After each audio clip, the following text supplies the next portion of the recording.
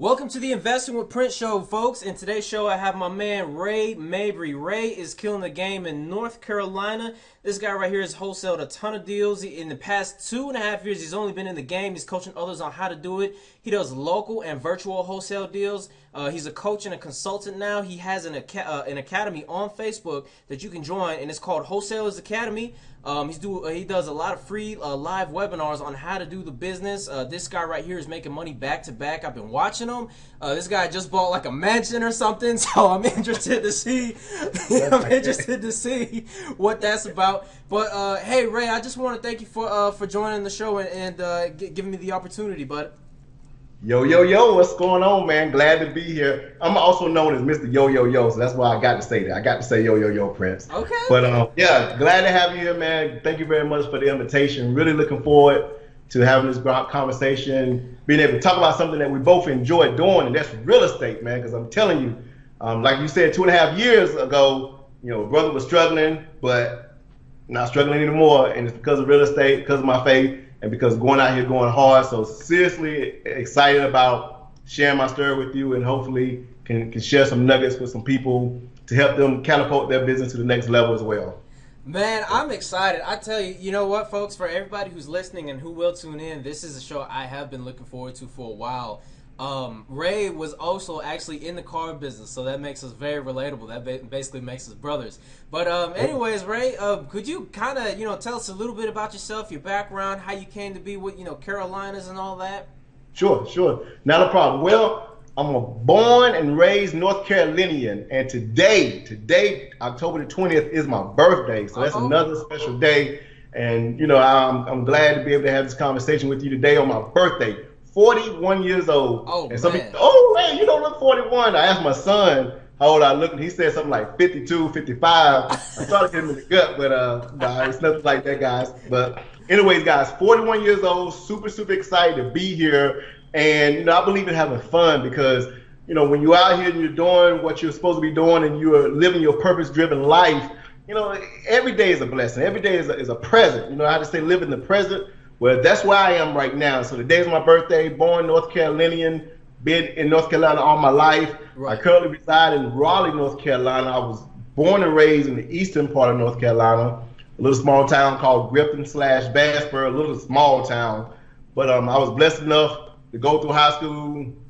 I had some credentials. I was the class president. I was also the prom king and all this. So I was kind of like a little big fish in a small pond, if you want to call it that. Right. But I was also blessed enough to get an athletic scholarship to go play football in Division I, East Carolina University. Go Pirates. I mean, we kind of having a down year this year, got a new coach and everything, but very excited to be able to experience that, man. I was able to go through, get my degree in 3.5 years, start on my master's.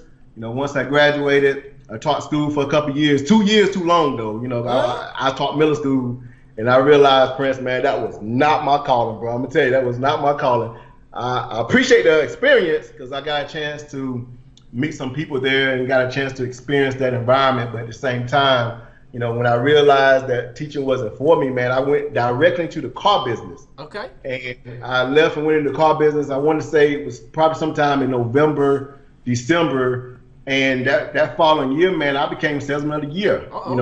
From zero experience to going out there, going hard, working 50, 60 hours a week. They had to make me go on break. That's how hungry I was, man. Of course, some of the experienced salesmen, they didn't like me. One guy told me I was taking food out of his family's mouth. No, man, you got the same opportunity I have, man. While you sitting over here in the huddle, I was pretty much getting the people that drove up, meet them at the door, find out what their needs were, and I was selling them cars. And I was able to do that for 3 years, and I was salesman of the year back to back, and got burned out from there. Because working those 50 and 60 hours, man, and just from there, man, I had sales job after sales job after sales job, and fast forward to 2014 when I was broke, busted, and disgusted, and I was making no money as a life insurance salesman, going door to door, as well as driving for a local courier. We was kind of like the same day FedEx set up. It wasn't with FedEx, but it was, a lot of times we would deliver FedEx packages. And so, man, I was driving all over the area, man, just getting burnt out, I had bought a brand new car in March of 2014. It had 10 miles on it. When I left in December of 2014, I had over 70,000 miles on that brand new car. So that gives you an idea how much I was driving. Right. And it wouldn't be nothing, man, for me to be home at 8 o'clock and I get an order to go drive to South Carolina, Virginia, even West Virginia, which is like a 10-hour round trip. I mean, here it is 8 o'clock at night, and I got to go deliver something to the hospital in West Virginia. Wow. And so, that just wasn't for me, man. So, like I said, man, I was better making ends meet, probably making about $600 a week.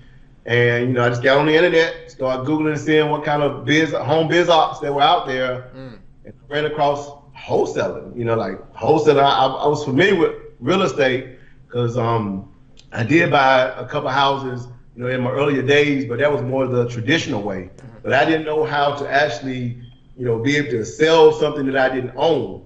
And one thing that I learned, and something that your people may be able to appreciate, is when it comes to wholesaling, you're not selling the property, you're selling the contract. True. All right, because you don't own the property, so you can't sell something you don't own, which is technically true. However, you can lock that property up with a 1-page contract or a 2-page contract, and you sell that contract for a fee, which is referred to as an assignment fee. So I got that concept down in March of 2014. I did some marketing, and within the first 30 days, I was able to find a property, lock it up under contract, and flip that contract to a cash buyer for $5,000. Now, mind you, man, $5,000 was equivalent to $50,000 back then. I mean, $5,000 is pretty good now, but I'm just saying, remember when you're better making ends meet. My wife, she has a stable job. She's a teacher, but in North Carolina, we rank like in the low 40s when it comes to teacher pay. So we're one of the lowest states in the nation when it comes to teacher pay. So we were just paying the bills. And me being a man of my household, I was frustrated. I was frustrated because I knew there was more. So once I learned about wholesaling, I just took all my sales experience and I applied to this wholesaling thing. And in my first 30 days, I made $5,000. And so what I did was I reinvested about $1,000 to $1,200 back into my marketing. And in the second month, Prince, I made $9,500. So you go from barely getting by, barely paying the bills, to less than 60 days later, having $15,000 at your disposal. I'm telling you, man, that allowed me to turn around and just 10x my business.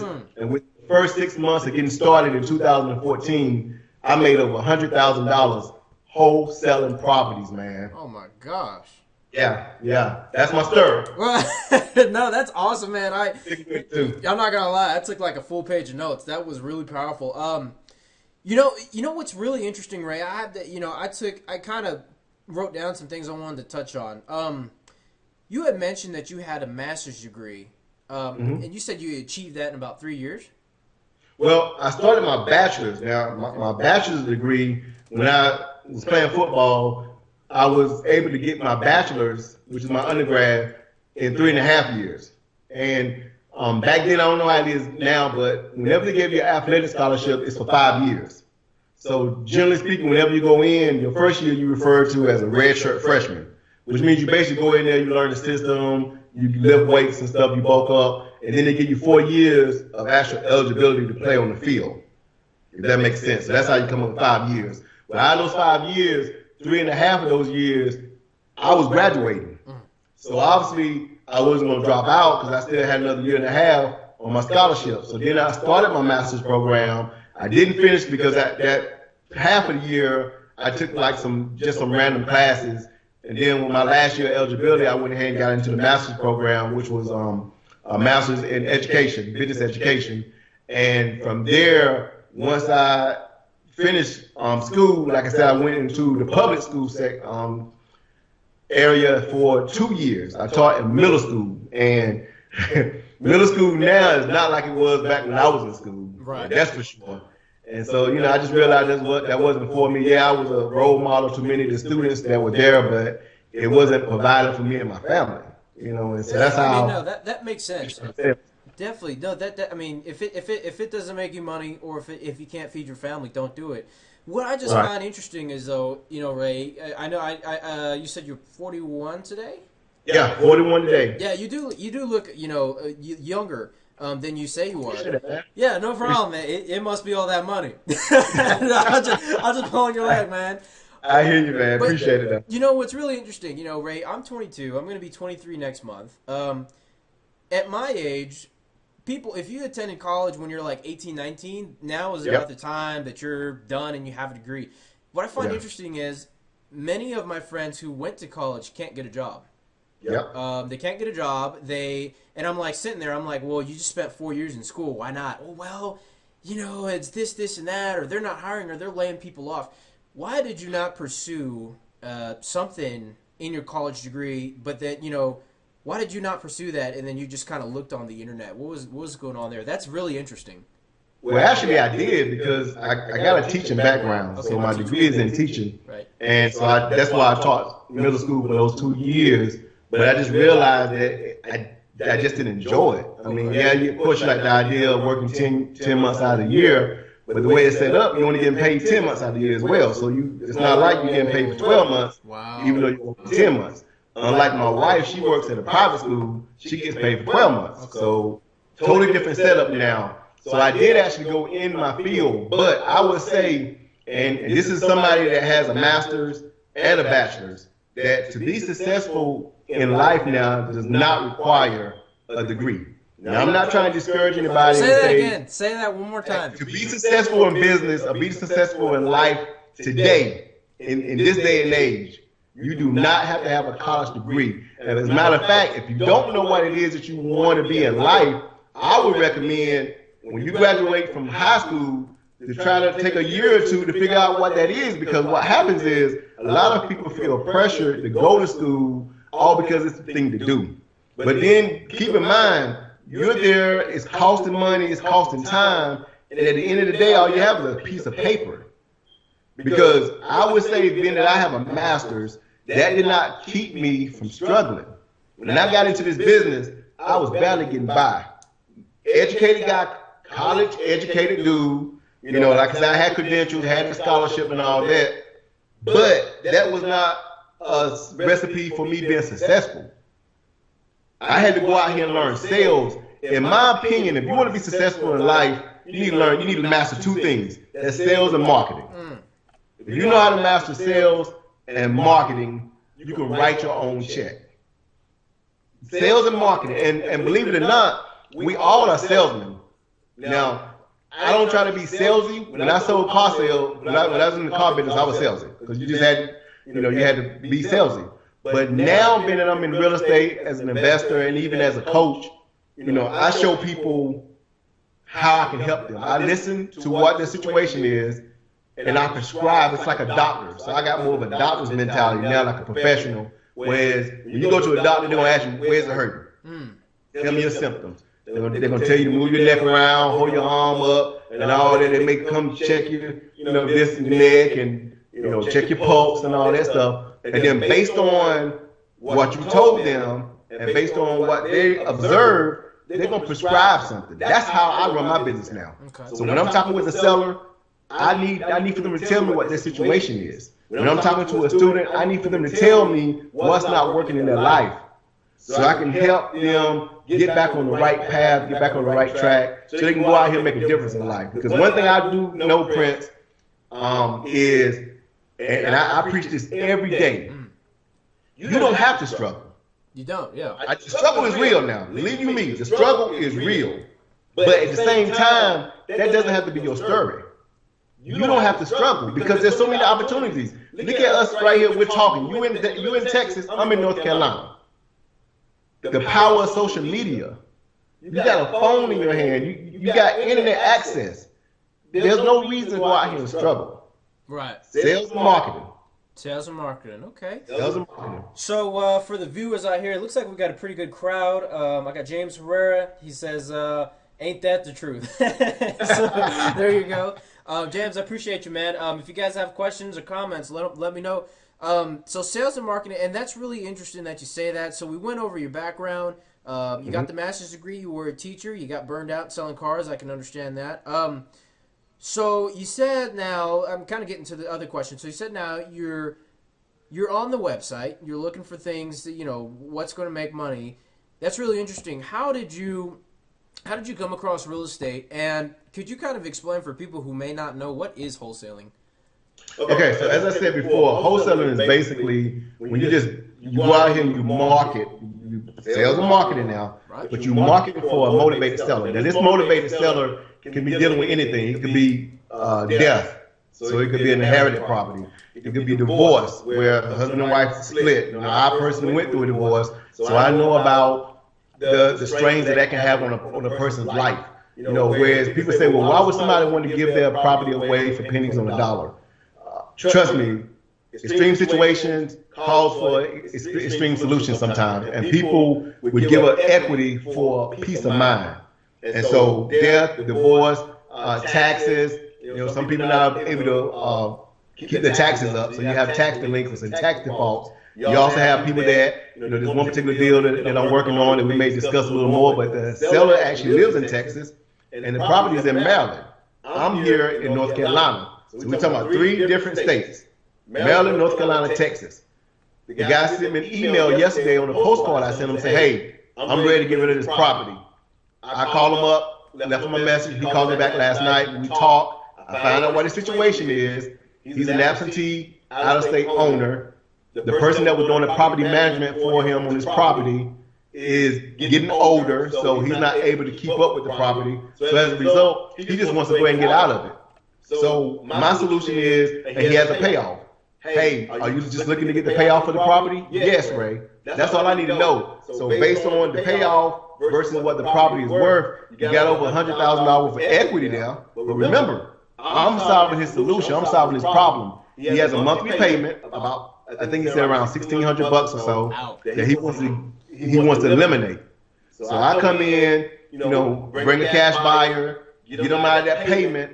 Everybody's happy. Of course, I get paid an assignment fee. So I find a seller, I lock the property up under contract. Once I get that property under contract, I advertise a contract for sale, and then a cash buyer or somebody that may have access to money can come in and buy that contract from me, so he or she ends up taking my place. So I'm basically putting A, which is the seller, and the B together, and I'm getting the fee or the spread in between. That's wholesaling 101. A lot of times people talk about it simple, which the concept is super, super simple. You don't need a license. You don't have to be a realtor. You don't have to have any kind of specific kind of certificate to do this business, but you do need to know how to solve people's problems. And once you can go out here and solve people's problems, you can structure it where everybody's happy. Right. The seller's getting rid of that liability. The buyer's buying a property at a deep discount, and I'm making the spread in between from what I have it in the contract and what I decided to sell that contract for. Okay, so I mean that's wholesaling 101. No, that makes a lot of sense, because I get people all the time. What's wholesaling? How do you do it? Do you need a license? And you just basically answered every single question. I mean, okay. So you mentioned that you have to find these motivated sellers that are going through something like death. So I'm thinking probate, divorce, taxes. How do you find these people? The easiest way is to buy a list. And there are different list brokers out there. 2 of the most common list brokers are listsource.com, and listability.com. Listsource.com and listability.com. Those are going to be your 2 most popular list brokers and list sources out there. You just order a list based on your criteria, because even in list source, you can do it by equity, you can do it by square footage, beds and baths, you can do it by whether the person is local or out of state. So this has got so many different filters that you can go through and pick up what person you want to market to. From there, you just send them a postcard or a letter, say, hey, I'm a cash buyer, I'm an investor, I see you have this property over here. Are you interested in selling it? If so, give me a call or shoot me an email. And then from there, you have a conversation. You go ahead, and once they call you, you take on the doctor's mentality now, finding out what's going on with them. Hey, what made you decide to call me? That's one of the key questions I ask almost all my sellers that call me, because I'm not the only one sending them a postcard. I'm not the only one sending them a yellow letter. So maybe they've called 10 other people, and they just happen to get me, or I happen to follow up with them. But I'm still interested in knowing how my marketing is working. sales, and marketing. That's I'm telling you, that's the foundation to going out here creating a successful business, not just real estate business, any kind of business. Right. You got to know how to be good at sales. You got to know how to go out here and market yourself. Okay. Sales. Okay, sales and market. So you're saying that you're finding a lot of your deals by sending these people postcards and letters. Just real quick, Ray, why would someone respond to a postcard or letter when earlier we just talked about how you have basically a computer in your hand, which is your cell phone? Why would they just not Google somebody and just contact them that way?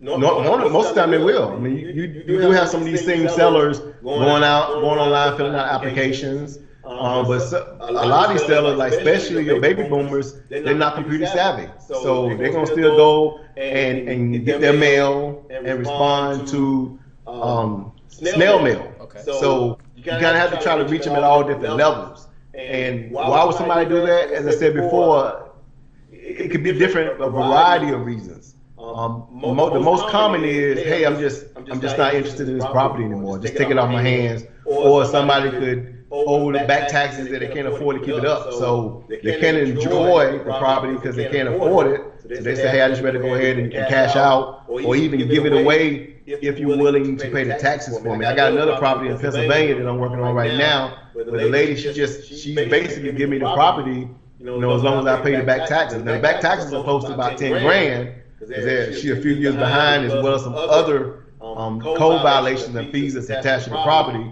But the house fixed up is worth 100 grand. Now, it needs a lot of work. You need about $50,000, $60,000 worth of work done to it. But the whole point I'm making is her pain point or her motivation is, hey, I just want to get rid of this liability. Right. Okay.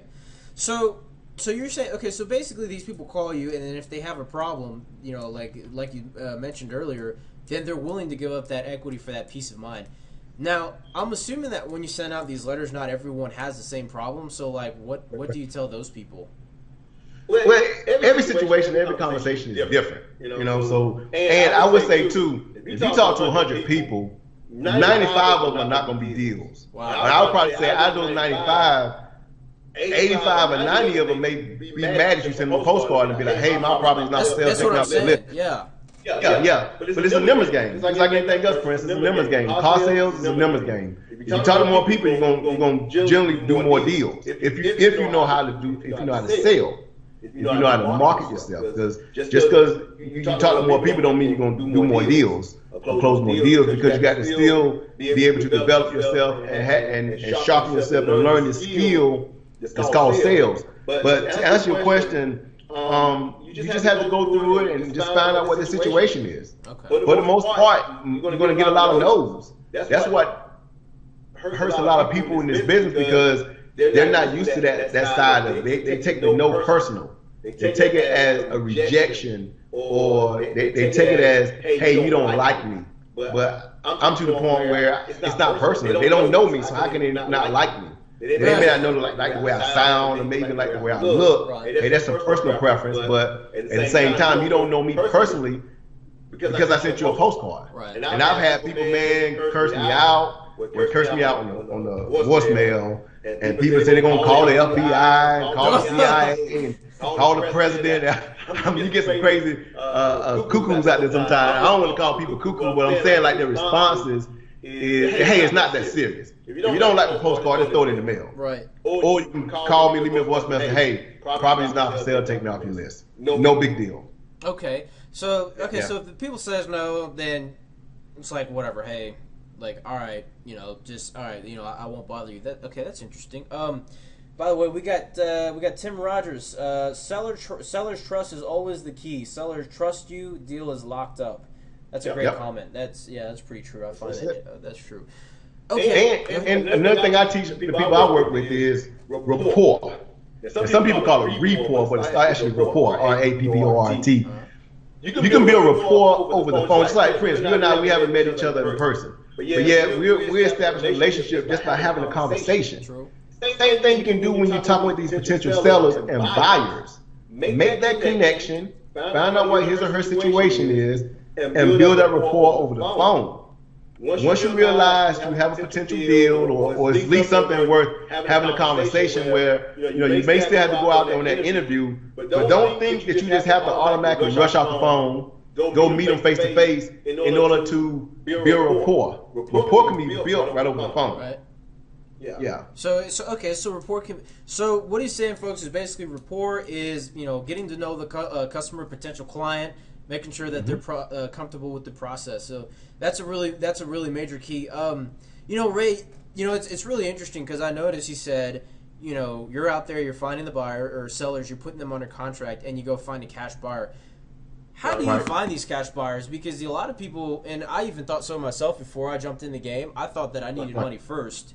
And I a year later down the road, I found out money, it's there, it's available, and it's not the first thing on the list, but I mean, it's important, but how do you find these cash buyers and why, a lot of people ask, how do you find these cash buyers and why would they be willing to talk to you? Why can't they just find it themselves? Why would they pay you a fee? Why do they have to pay you a fee?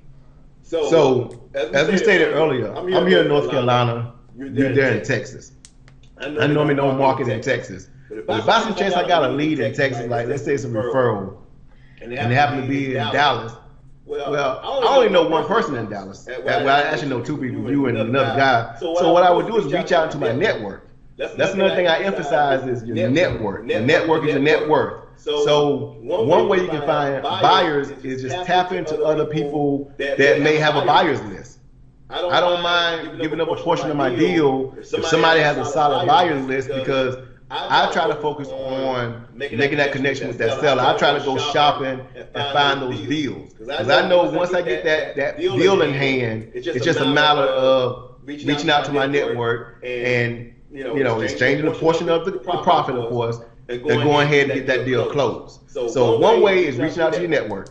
Another way, of course, is Craigslist, Backpage. Those like some online classified ads places where you can just run an ad, say, "Hey, get this property over here." If you're interested in buying it. Another way is going to a local REIA, REIA, Real Estate Investment Association Club, or a meetup. Now, the thing about the REIAs and the meetups, you're going to generally have a lot of newbie investors there, rookies, so people that's looking to get started. And so you kind of got like two different people. You got your seasoned person and you got your newbie. All right, and so just be careful whenever you go there. You don't want to try to lean more to one and not the other, because a newbie can bring you potential leads. They can be, they don't know how to structure the deal, but they may be willing to give up a profit, a portion of the deal in order to be able to work with you. So don't discount a newbie because they're a newbie. And then at the same time, of course, your seasoned person can be that person with that cash or have access to cash. And so it kind of just stems from there, man. I mean, you can go also do social media. I did a Periscope this morning, and I talked about the deal that I have in Maryland that I'm working on. I don't have the contract yet. I'm waiting on the seller to send it back to me. He texted me and told me it'll probably be tomorrow because his wife is out of town. She has to sign too. So once I get that contract in hand, I'm gonna reach out to my network. I've already talked to a couple people in my network, but I also had a couple people reach out to me from Periscope this morning saying, "Hey, I'm familiar with that area, that county." I didn't give the address, of course, but I told them where the county was, and I got two potential cash buyers that's interested in that property. Social media. So there's definitely a lot of ways to find cash, and I know there's always a debate out there, which comes first, the buyer or the seller. Some people say, well, go out here and find a buyer first and go shopping for them. Nothing wrong with that. Nothing wrong with that at all. Now, I personally say, hey, go out here and find a deal and build your buyer's list from there, through your network and through your own advertising as well. Nothing wrong with that model. My whole thing is, pick something and go ahead and get busy. Don't sit over here and go back and forward, try to make it an East Coast, West Coast thing, when in actuality you just need to be going out here working and building your business anyways. Right. Okay. So just to kind of recap, so basically we talked about how to find these cash buyers. So Ray stated that basically your network, you can go to RIAs, you can find them on Craigslist, Backpage, and trust me, they're freaking everywhere. So I mean, that's a really good one. What we got James. He says that's real. Awesome, man. You know what, Ray? This kind of brings me to another question. You mentioned that you're finding these houses. What type of homes are you looking for? Are Are you doing these like mansions or mobile homes? I mean, there's all sorts of properties. What type of properties are you looking at? Okay, so my main focus is single family residence, but I really don't do much commercial. All right, not saying I won't do a commercial, but if I got a apartment complex, that's not my specialty. But I won't discount that. What I would do is tap into my network and say, hey, got this potential lead over here. Are you willing to work it and then just pay me a referral fee or something? All right, because here's one thing that I've learned in this business, and people just really need to hone in on this and just keep in mind that you can't do it all. All right, I think you need to find one or two things in this industry and become the best at it that you can be. I'm not going to sit here and proclaim that I'm the best wholesaler out there. There's a lot of great wholesalers out there. A lot of people out there making more money than I am. A lot of people out there doing more deals than I do. But at the same time, I'm pretty good at what I do. Why? Because I do it repetitively. I do it every day. I'm talking about 7 days a week, Saturday and Sunday included. Now, having said that, no, I'm not a workaholic because I work my own schedule. Just like you and I are talking right now, this can be considered work, but you and I are having a conversation, as I said before. So, having said that, yeah, you just got to kind of go out there. I forgot what your question is, actually. What's your question? I'm talking. It was, and no, I'm really enjoying this conversation. I mean, we got. We do have one question. Marcus Martinez. Marcus says, have you ever tried door knocking, targeted, motivated sellers? And he says, what's your intake on this technique?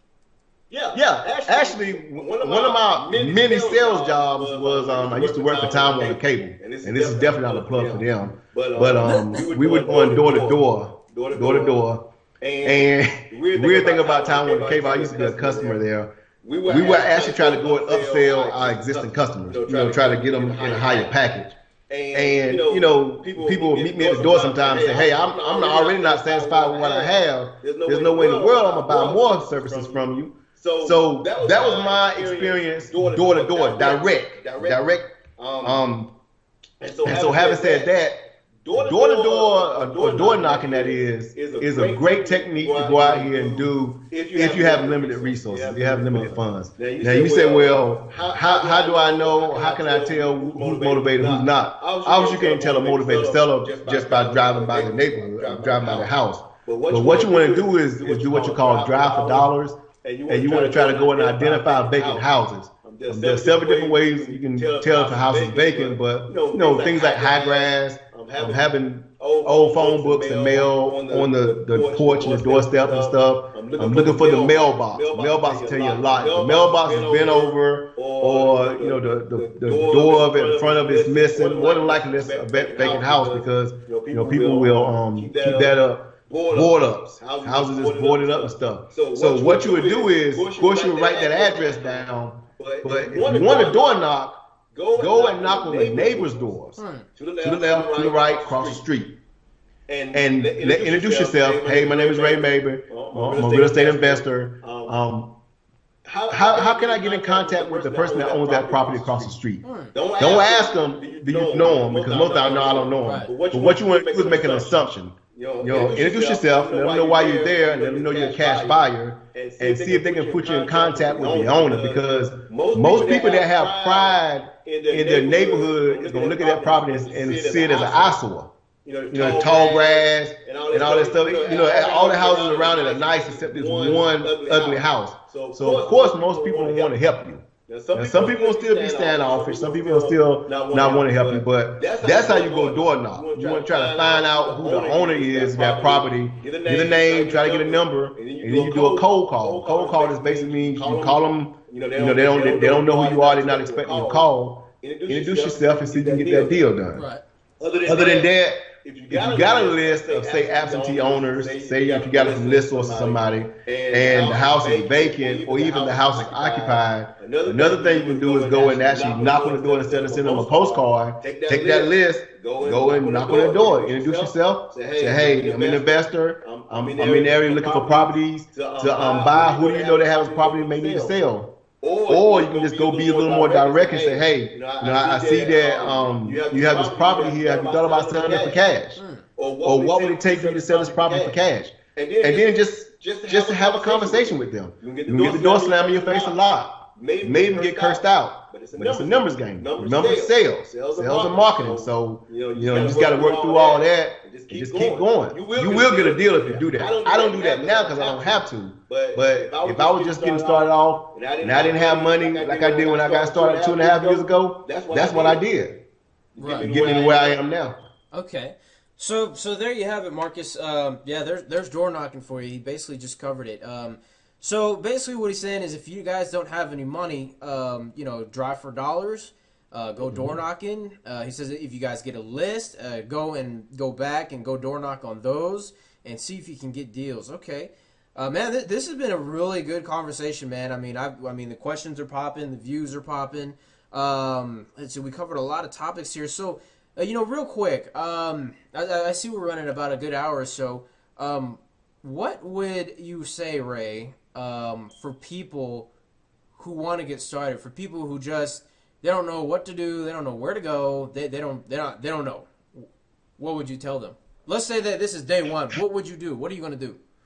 All right, so you don't know what you don't know. Obviously, I know a lot of people heard that before. And so people say, where do I start? How do I start? I think one of the biggest mistakes, and you'll find this in a lot of the Facebook groups, is just get started. Just go hard. Just call some people. Fail fast forward. Fail forward fast.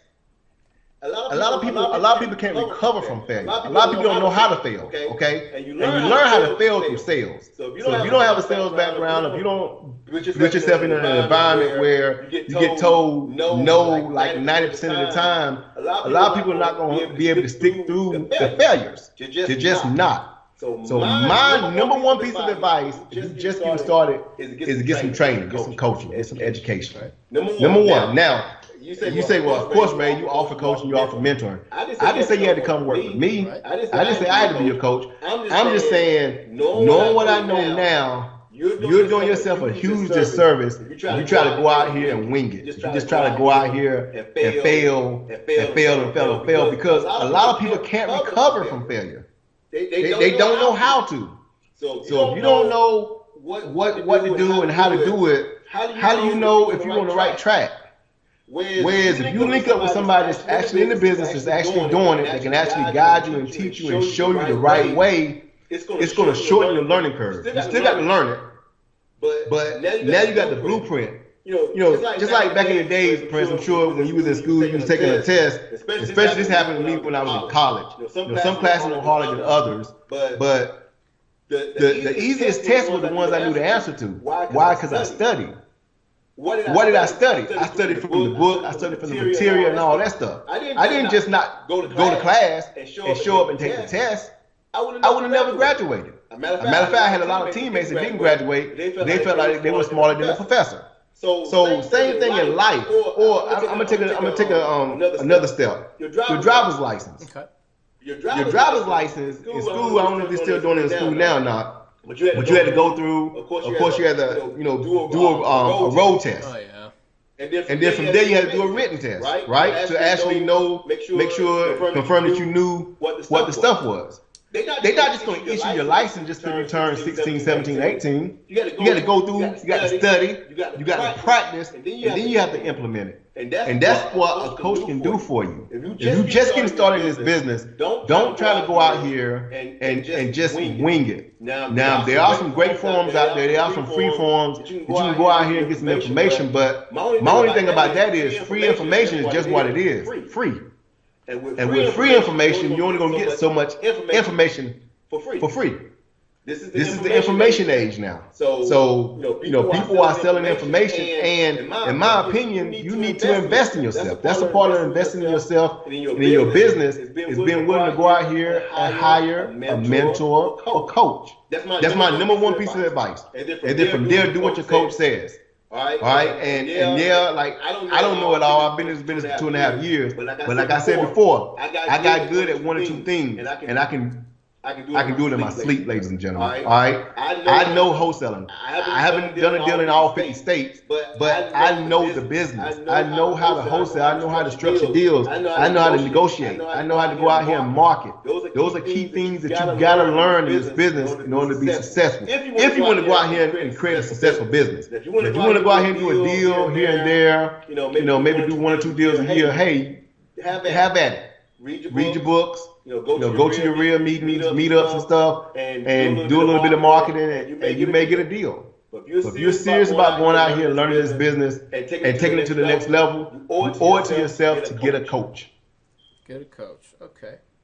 So just to recap there, for those who I see we still have people tuning in. Basically what Ray is talking about is if you want to get started, the important things are fail forward really fast. He says coaching, training, and education are really important. Free information is only free. I mean, it's free, but he's saying that you want to invest in yourself. You want to hire a mentor or a coach. That's his advice. Another interesting question. Me personally, I have a couple of questions, and then we're going to go ahead and we're going to wrap up.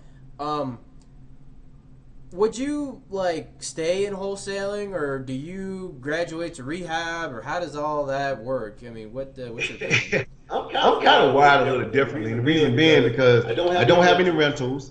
And I'm not remotely interested in doing any rehabs. Now, having said that, I know people that have hundreds of houses that has a higher net worth than I do. I know people that do hundreds of houses a year in rehabs that's making more money than I do. So I'm not sitting here saying that business model doesn't work. I'm just saying what I'm interested in. My main focus, in addition to me wholesaling my own deals, is teaching others how to do it. So, I've got a coaching and consulting business, and I know people out there that's not remotely interested in coaching and consulting. So it just kind of depends on your personality and what it is that you enjoy doing. That's first and foremost. But yeah, I would just say, find out what it is that excites you, and then go do that. And I also tell people too, which kind of seems odd coming from a coach, and that's real estate may not be for you. So here I am talking to a potential lead, a potential client, and just in listening to them and talking with them, my advice might be, hey, this doesn't sound like it's your passion, or this doesn't sound like something you enjoy doing, or even something that you feel like you'd be good at. Right. You want to look at something else, and that's just being truthful with people. A lot people would appreciate the truth. They may not like it, and some of them may even say things about you. But at the end of the day, I definitely owe you the truth. Okay. So all right. Well, that's a curveball. So real estate may not be for you, and from what Ray is making it sound like, so there's really no right or wrong. If you want to stay wholesale, you can stay wholesale. There's no because I get people all the time like, yeah, I'm going to wholesale and I'm going to progress to rehab and I'm going to progress to that and this, that, and the other. Well, there's also people here in Dallas who are doing like $100K, $500K a year wholesale, and they've never done a rehab and they're cool with it. Exactly. I mean, not to brag, not to boast, but I'm sure I make way more money than the average rehabber. I just know it, because I just know about my output and stuff. So it's not a graduation. It's not like you start here at the bottom and then you work your way up to the top. Because in my opinion, it just kind of depends on what it is you enjoy doing. It just does. No, and that makes a lot of sense. Okay, so we do have another question. So we're gonna answer. So we're gonna wrap up. We're gonna answer this question, and then we're gonna go ahead and get the last question. Andy Hernandez says, what are the best books you recommend to read for real estate, sales, and business? And he says, where do you find a mentor? And he also says, great content so far. Okay, great. And everybody, I believe, on the face of the earth has read Rich Dad Poor Dad, Robert Kiyosaki. That book has really opened my eyes back in the days and stuff too. It's a different way of thinking, and that's the other thing too is mindset. I just really focus on mindset whenever I'm working with my students and clients. Because I'm of the mindset that if you don't get this right here right, it doesn't matter how much money you make. You're going to go out here and blow it, just like lottery winners and stuff. They didn't condition their minds to become in a different tax bracket. And as a result, they end up broken poor and worse than what they first start off with. And same thing with people that may inherit the funds, inherit the money and stuff. They go out here and lose their inheritance. Why? Because they didn't get their mindset right. So anything personal development wise, Brian Tracy, anything that he has, Brian Tracy, Darren Hardy, he's the publisher of Success Magazine. The Compound Effect is a great one. Of course, Think and Grow Rich is a great one. I mean, so many books. I got books up in my library and stuff. But the key thing is getting around people that's where you want to be as well. Okay. And sometimes you have to be intentional and you have to seek these folks out. Now, I'm gonna go ahead and tell you, I respond to everybody, but I'm not remotely interested in hanging with everybody because I'm just aware that I'm going somewhere, I'm at a certain level, and I got to protect my time. So don't take it personal if by some chance you reach out to somebody and they don't respond, or they don't respond to the level, degree that you expect them to respond. Look at it as, hey, I got to go ahead and step my game up. I got to get to a certain place because one thing I've learned is once you get to a new level, you will start having opportunities. High level people start reaching out to you, which that's what I'm experiencing now. Even you, Prince. I mean, you've been in this business, but you and I, we've connected, and that's how you continue to grow and excel in this business. So don't just read a lot of books because it's more about implementation too. There's a lot of information out there. I say we're in the information age, but you have to go out here and take this information and apply it. You gotta learn it first, but then apply. Learn, apply. And I mean, Ray, just to kind of touch on that, I think you're absolutely right. Because I get people who call me or text me or email me, and it's like, hey, what do you do with this, and that? I'll always give everyone the materials, like, hey, this is what I read this book, this is it. And it's like they don't believe it's that simple. And I'm like, no, really, this is what I followed. I mean, yeah, it took me 6 months to get my first deal, but that's what worked. And then they just don't believe it, or they just don't get started. So, I'm with you. And I'm with you on that, protect your time, because that is very true. You can get your time sucked up by a lot of people who kind of just are lollygagging. But okay, so to conclude that question, Ray says that good authors are Brian Tracy, Darren Hardy. Books, he says, Think and Grow Rich, Compound Effect, and basically surround yourself with winners who are going to where you want to go. Okay, so Ray, I mean, this has been a great show, man. I mean, we've got a lot of comments. The views are strong. Is there any last words that you wanted to say before we move on to the contact segment? I like to scope a lot. I like to do a lot of social media and just kind of get my message and stuff out there because, as I said before, I've been in this business 2.5 years now, and I pretty much started at the bottom, and I'm gradually working my way up to the top and stuff. And one thing that's kept me grounded through this whole process is realizing that you got to appreciate the process. You got to appreciate the journey. It's not about the destination, ladies and gentlemen. It's not about the destination. Once you go out here and you do your first deal, you make $10,000. Okay, congratulations, high five, enjoy it. But what's next? What I'm mainly concerned about is what did you learn to get that $10,000? What steps did you take to get there?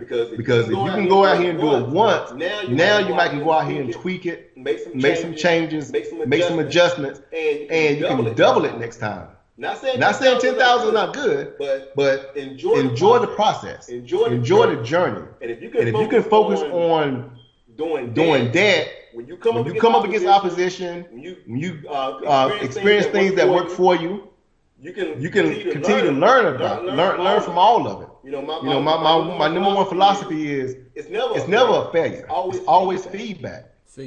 Whatever you go through, it's always feedback. Even if somebody, you lose a deal to another investor. Yeah, the investor was shady. Okay, you can't do anything about shady people. But what you want to do is say, okay, how was that person able to come around and get this deal for me? What could I have done differently? What could I have said differently? When you start taking responsibility about things like that, it's going to help you keep things in perspective. Enjoy the process. Okay. Alrighty. Man, so that was a really awesome segment. Enjoy the process. Appreciate the journey. And it's never, that's pretty quotable. It's never a failure. It's always feedback. So, Facebook Live fam, man, I mean, they're popping in right now. Views are strong. We got a lot of likes, comments, and questions. So that's great. Appreciate that. Ray, real quick, man. So, you know, how can people find you? What's the best ways to contact you, get in reach, get in touch with your material, coaching? Okay, so I do a lot of social media. One of the main platforms is Periscope. Okay. I used to Periscope every day, but I don't do it every day now. But Ray Marketing, HOORAY Marketing, Ray Marketing. I have over 3 million parts and stuff. I've been doing it over a year now. I believe in providing this content. I talk about business. I talk about real estate. I talk about mindset. So all my messages are positive. I'm straightforward. I'm forthcoming with it, but at the same time, it's not about negativity. It's not about what's not happening. I always try to focus on, hey, how can we get better? How can you get better every day? So Periscope is one. I also have a private Facebook group. Wholesalers Academy. Wholesalers Academy. You guys are more than welcome to join. Just send a request. I am the administrator of it. All I ask is just two things. If you become a part of the group, or the community is what I call it. One is you come in and you provide content. You can talk about your deal. You can talk about things you experience, but no links, no promos. None of that stuff. All right. So don't come in and tell people about your biz op. Don't come and tell people how you can get in my MLM or how I can get you a loan for 0% interest. It's gonna get deleted. All right. That's number one. And then number two is no disrespect. People got different opinions. People got different ways they do things, and so everybody has an opinion. As long as somebody's not coming in, trying to mess up the camaraderie of the group, hey, express yourself. But at the same time, if somebody got something that you disagree with, hey, we can agree to disagree, but it's not going to be a thing where we're beefing. You got a lot of that in the economy and politics right now. You don't need to have it in our community. And then the third way you can get in touch with me is, I do live webinars where I teach people how to go out here and create a six-figure real estate business. I'm having one this coming Sunday, wholesalersacademy.co, not .com, wholesalersacademy.co. I'm going to pretty much lay out how you guys can go out here and create the same kind of business I've created in a short period of time. And those will be weekly, so by some chance you can't make it this Sunday, just stay tuned, wholesalersacademy.co. And those are the three ways to reach out to me. You can also shoot me an email, raymarketingllc@gmail.com. I do answer my emails, and you can also find me on Facebook at Ray Mabry. Okay. So you definitely don't want to miss that. If you guys want more of this content, it's been really awesome. Wholesalersacademy.co. He says that if you guys can't make it this Sunday, correct? This Sunday, it's on Sunday. Yep. Sunday at 7 o'clock. Sunday at 7 o'clock. Then you can go to the weekly ones. They're just going to keep having. You can hit Ray up at Periscope. It's called Hooray Marketing. He says that you can also join his Facebook group. I'm part of it as well. It's called the Wholesalers Academy. He just asks that you provide content. Don't post no links. No join the biz ops or nothing like that. Don't disrespect anybody in the group. And last but not least, you can find him at raymarketingllc@gmail.com. Ray, this has been an awesome show, man. I've learned so much from it. I mean, I've taken like 3 pages of notes. I'm pretty sure other people have. And I really do hope that you get a lot of people from this episode going to the webinar, because you teach some really good content, and it was pure, man. I like how you weren't really trying to sell nothing, and you're just giving it how it is, and I mean, people really like that. People like that sincerity and that sincerity. So I do the same thing, man. I do the same thing. Yeah, but. Anyways, all right, so Facebook Live, that was Ray Mabry. Thank you so much for watching them. Yeah, we'll see you next time. Peace. All right, so Facebook Live is out.